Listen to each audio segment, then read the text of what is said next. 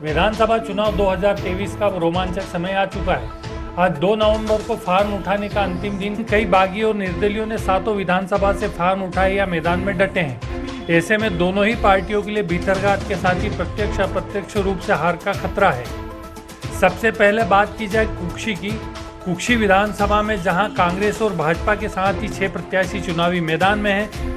कुक्षी जहां कांग्रेस की परंपरागत सीट मानी जाती रही है, सीधी तौर पर मुकाबला कांग्रेस के 2 बार के भारी मतों से जीते विधायक सुरेंद्र सिंह बघेल का भाजपा के युवा नेता जयदीप पटेल से है। जहां कांग्रेस के वर्तमान विधायक और प्रत्याशी सुरेंद्र सिंह बघेल अपने विकास के दावों और परंपरागत आदिवासी वोटों के रिश्तेदारियों के समीकरणों के चलते फिर से अपनी भारी जीत का दावा कर रहे हैं। वहीं भाजपा के क्षेत्र के युवा नेता जयदीप पटेल का क्षेत्र के युवाओं में खासी पकड़ का जज्बा और आदिवासी विधानसभा सीट में उनके किए कार्यों के साथ ही पूर्व मंत्री परिवार की नजदीकी रिश्तेदारी का लाभ उठाते कांग्रेस की जीत की परंपरा को खत्म कर भाजपा की जीत का दावा कर रहे हैं। इस बार कुक्षी विधानसभा से भाजपा कांग्रेस से ही 4 अन्य प्रत्याशी भी मैदान में हैं, जो दोनों ही पार्टियों के वोटों में सेंध लगाएंगे। अब बात मनावर विधानसभा की करें तो यहाँ से 7 प्रत्याशी चुनावी मैदान में बचे हैं। वर्तमान में जयेश के संरक्षक कांग्रेस से विधायक हीरालाल अलावा फिर से कांग्रेस के प्रत्याशी हैं। तो भाजपा ने इस बार प्रदेश के सबसे कम उम्र के प्रत्याशी शिवराम गोपाल कन्नौज को अपना दावेदार बनाया है। वहीं इस सीट पर पूर्व मंत्री रंजना बघेल लगातार अपने दावे करती रही और निर्दलीय और भाजपा से उन्होंने अपना फार्म भी भर दिया था, जिसके बाद उन्होंने फार्म उठा लिया है। ऐसे में मनावर विधानसभा का चुनावी संघर्ष बड़ा रोमांचक होने वाला है। हालांकि दूसरे दलों के सहित टोटल 7 उम्मीदवार चुनावी मैदान में हैं। ऐसे में भाजपा और कांग्रेस दोनों ही के वोटों में सेंधमारी होगी। इसके साथ ही भीतरघात का खतरा भी बना हुआ है। हालांकि प्रमुख दोनों ही दल अपनी अपनी जीत को लेकर दावे करते नजर आ रहे हैं। अब आते हैं गंधवानी विधानसभा में, जहां पर कांग्रेस और भाजपा सहित 4 प्रत्याशी मैदान में हैं। वहीं 3 बार से कांग्रेस के कद्दावर नेता पूर्व मंत्री उमंग सिंगार विधायक रहे फिर से कांग्रेसी प्रत्याशी के रूप में चुनाव लड़ रहे हैं। इधर भाजपा की ओर से लगातार 2 बार हार का सामना कर चुके सरदार मेड़ा तीसरी बार से उमंग सिंगार से चुनाव लड़ने जा रहे हैं। भाजपा जहां इस बार मैदानी मेहनत और समरसता के कार्यों से जीत के दावे कर रही है, तो कांग्रेस के उमंग सिंगार अपने मैनेजमेंट और टीम वर्क के साथ लगातार चौथी बार जीत के दावे कर रहे हैं।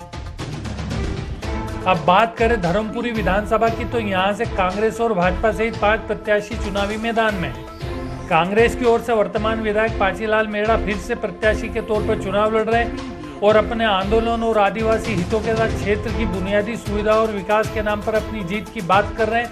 वहीं भाजपा की ओर से पूर्व विधायक कालू सिंह ठाकुर को 5 वर्षों की गैप के बाद से फिर से प्रत्याशी बनाया है।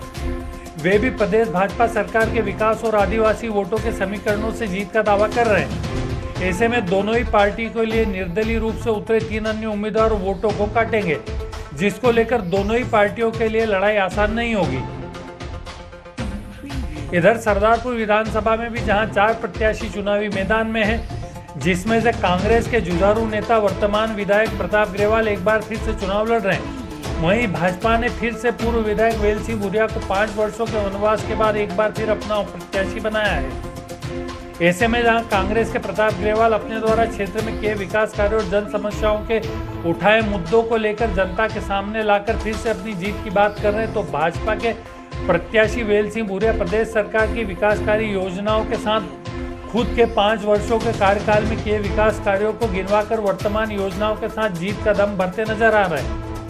इधर 2 अन्य प्रत्याशी इन पार्टियों के वोटों पर चोट करते नजर आ रहे हैं, जिसको लेकर आने वाला समय इस क्षेत्र की राजनीति की स्थिति को तय करेगा।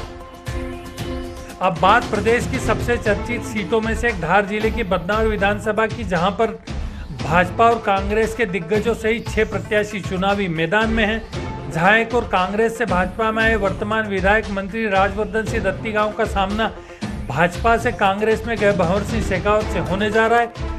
दोनों ही प्रत्याशी अपने अपने विकास के दावों के साथ क्षेत्र में अपने कार्यकालों में किए कार्यों को बताकर जीत की बात कर रहे हैं। ऐसे में बदनावर विधानसभा चुनाव बड़ा ही रोचक होने वाला है।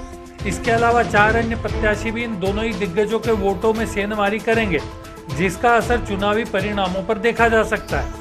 देखिए, अब बात करें धार जिले की प्रदेश भर में चर्चित धार विधानसभा सीट की, जहां पर जिले में विधानसभा में सबसे ज्यादा 12 प्रत्याशी चुनाव लड़ रहे हैं।